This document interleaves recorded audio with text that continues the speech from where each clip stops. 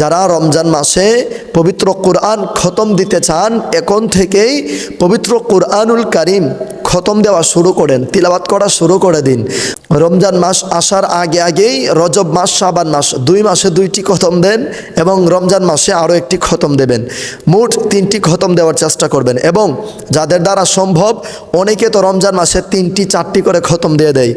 তো যারা চেষ্টা করেন এবং সব সময় পড়ার উপরে থাকেন, আপনারা চাইলে 3টি 4টি করে খতম দিতে পারবেন ইনশাআল্লাহ।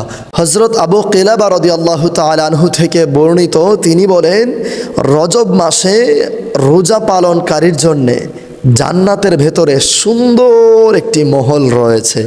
আল্লাহ রব্বুল আলামিন তাদের জন্যে জান্নাতে সুন্দর একটি মহল নির্মাণ করবেন, একটি ঘর প্রাসাদ তৈরি করে রাখবেন। সুবহানাল্লাহ।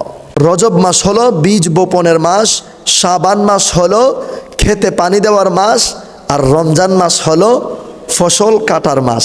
সুবহানাল্লাহি ওয়া বিহামদিহি সুবহানাল্লাহিল আযীম। এজন্য আমার প্রিয় ভাই বোনেরা, যেহেতু চলছে রজব মাস, আমার মা বোনেরা, আমার বাবা ভাইয়েরা, বেশি বেশি নফল ইবাদত করুন, বেশি বেশি রোজা রাখুন।